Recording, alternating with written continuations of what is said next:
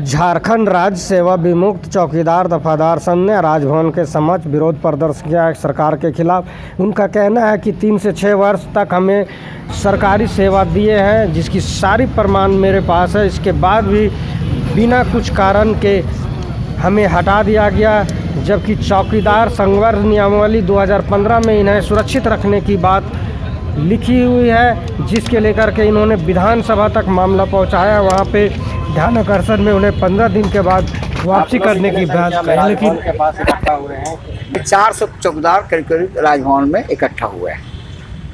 इसलिए इकट्ठा हुए और ये 450 चौकीदार को 2011 से लेकर के 12 तक 13 तक बहाली किया सरकार ने, पिछले सरकार।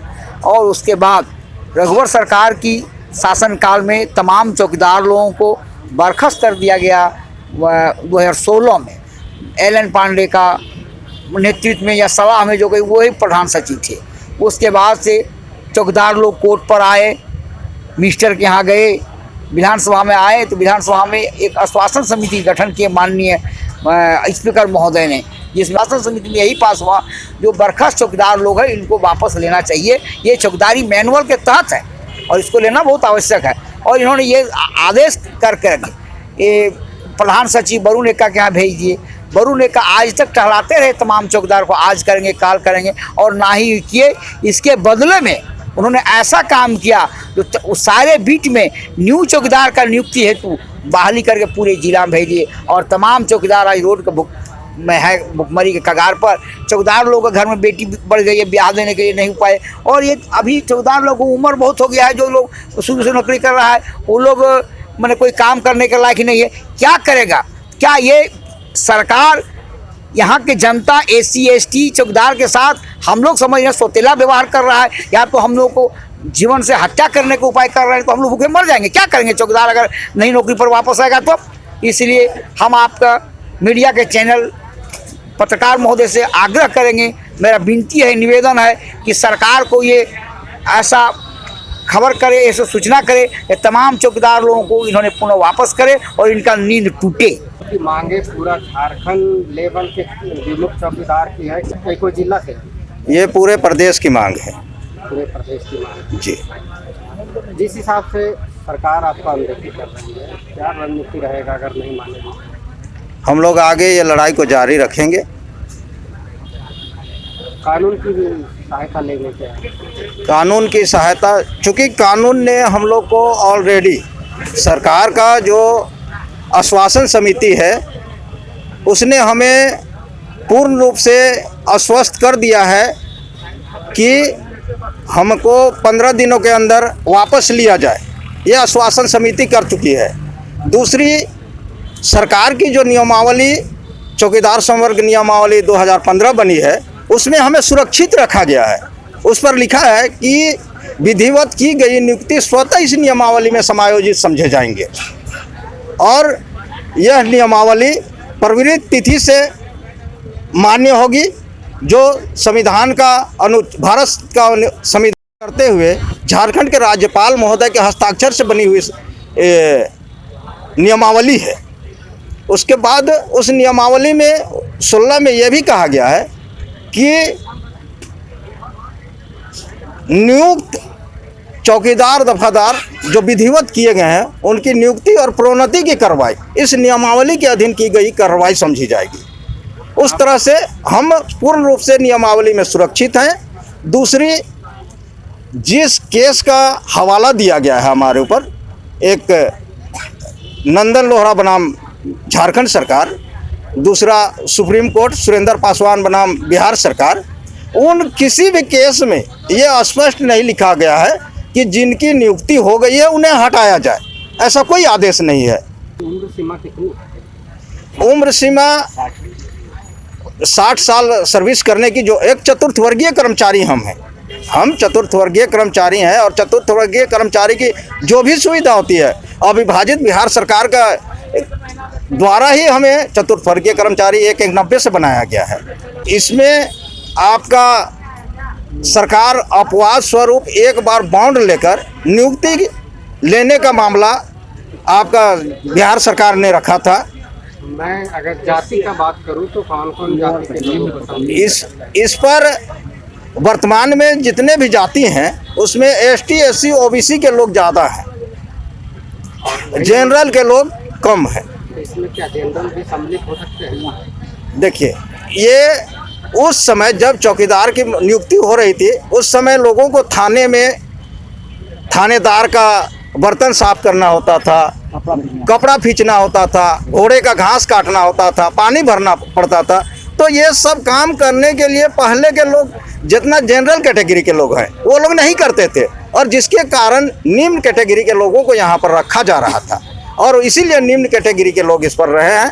और इसको सरकार ने एक बार अपवाद स्वरूप बॉन्ड लेकर नियुक्ति लेने का बात रखा था, चूँकि 1190 से जब परमानेंट होने लगा उससे पहले इन लोग का मानदेय बिल्कुल कम था, और जब सरकारी कर्मचारी हुई तो इन लोग का मानदेय बढ़ गया तो इनको कुछ लोग उसी समय हट जा रहे थे। तो इसीलिए सरकार ने निर्णय लिया कि नहीं, जो कम मानदेय में काम किया है तो पूरा मानदेय जब बढ़ा हुआ है तो इन लोग को एक बार मौका मिलना चाहिए, और उसी के आधार पर एक बार दिया गया था, जिसको झारखंड सरकार 2014 में लेटर नंबर आपका 3849 में स्थगित किया। उस पर स्पष्ट लिखा है कि नंदन लोहरा केस 7220 में के बाद अगर 1190 के बाद कोई नियुक्ति लंबित है तो उसे स्थगित रखा जाए, मतलब कि उससे पूर्व जो भी नियुक्ति हुई है 1190 आपका 14 से पहले जो भी नियुक्ति हुई है वो सारी नियुक्ति वैध है। इस प्रकार का उस चिट्ठी में ऑलरेडी है, लेकिन उन सभी को अनदेखा किया गया है। परिचय दीजिए। मेरा नाम राधा मोहन लोहरा, पूर्व जिला अध्यक्ष झारखंड चौकीदार दफादार संघ रांची। नियम प्रक्रिया था, उस नियम प्रक्रिया के तहत हम लोग सारा पेपर दिए। सभी जिला के उपायुक्त हम लोग की बहाली करने के उपरांत हम लोग लगभग 5-6 साल तक सरकारी सेवा दिए। सरकारी सेवा देने के बाद 100 काउच के माध्यम से हम लोग को पुनः सरकारी नौकरी से मात्र 100 काउच देने के बाद हटा दिया गया कि आप लोग की बहाली अवैध है। अवैध कैसे है? जब आप बहाल किए, सरकार बहाल किया, अपना सारा नियम और प्रक्रिया से बहाल किया, तो अवैध कैसे हुआ? इसी का लड़ाई हम लोग विधानसभा में लड़े। हम लोग का विधानसभा में आवाज़ उठा। आवाज़ उठने के बाद कमेटी गठित की गई। कमेटी गठित करने के बाद सारा पेपर का जांच किया गया, अवलोकन किया गया। अवलोकन के उपरांत पता चला कि विमुक्त चौकीदार का एक जरा सा गलती कहीं नहीं है। जो भी गलती है वो विभाग के तरफ से हुआ है, सरकार के तरफ से हुआ है।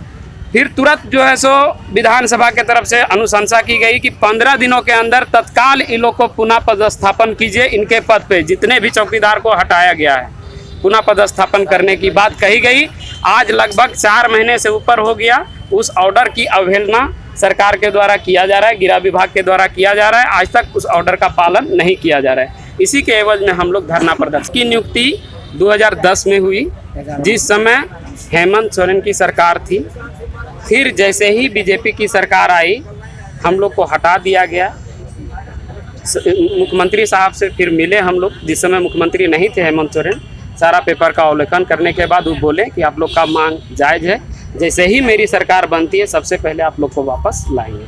और बहुत उम्मीद है उनसे, और किए भी हैं। हम लोग पर्सनली भी जाके मिले हैं उनसे, बात भी किए हैं। उनके मुख्यमंत्री बनने के बाद वो देखे हैं पेपर को और बोले भी, सचिव को बोले थे हम लोग के सामने, ये लोग का फाइल आज लाके और काम करो, बोले भी थे। आपका समझ से का मुख्यमंत्री बड़ा है कि अधिकारी बड़ा है यहाँ का झारखंड सरकार? लग तो रहा है कि अधिकारी बड़ा है।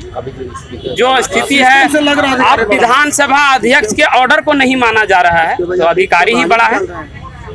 और हम लोग धरना प्रदर्शन नहीं देते, 6 महीना और इंतजार करते।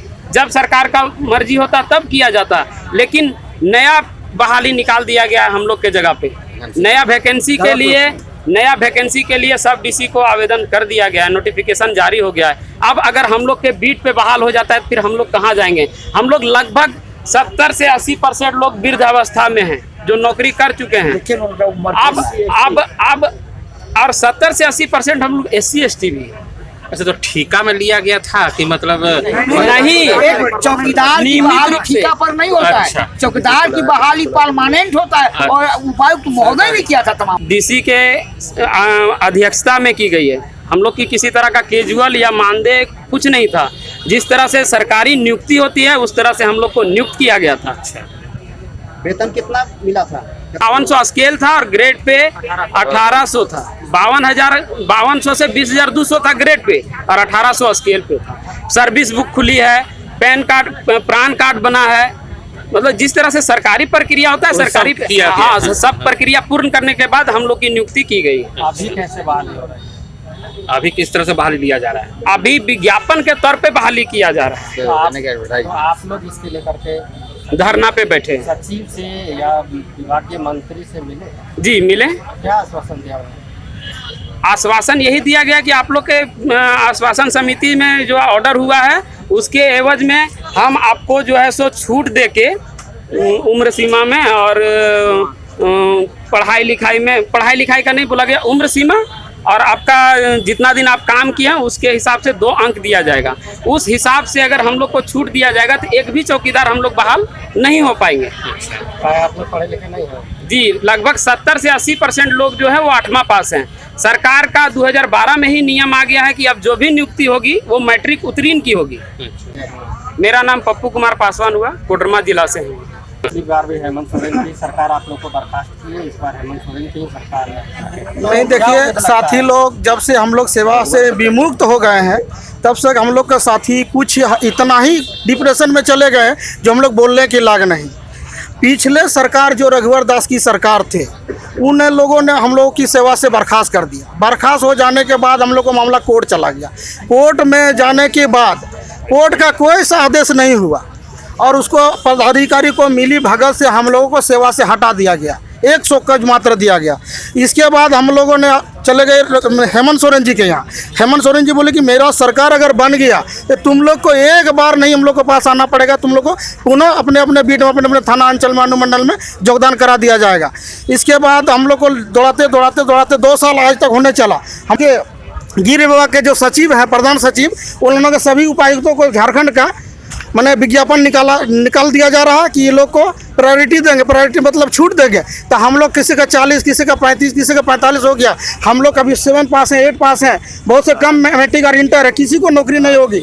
इसीलिए चैनल के माध्यम से मांग करते हैं मैं सरकार से, जो आश्वासन समिति में पास किया गया है उसके आलोक में हम लोगों को फिर पुनः अपना सेवा में योगदान कराने का कृपा करें। और हम लोग विज्ञापन को रोक नहीं करते। लगभग 10,000 वैकेंसी है झारखंड में, हम लोग लगभग 450 हैं। हम लोग को अपने अपने बीट में सुरक्षित रखा जाए। इसके बाद सरकार विज्ञापन निकाले, हम लोग को कोई तरह नहीं है। यही माननीय मुख्यमंत्री हेमंत सोरेन जी से हम लोग उसका मंत्रिमंडल से मांग करते हैं। सेवा विमुक्त चौकीदार झारखंड संतोष तुरी। महिलाओं की भी संख्या है क्या? हाँ, महिलाओं की संख्या है। कितनी है महिला? महिलाओं की संख्या लगभग हम लोग की 50 से 60 है।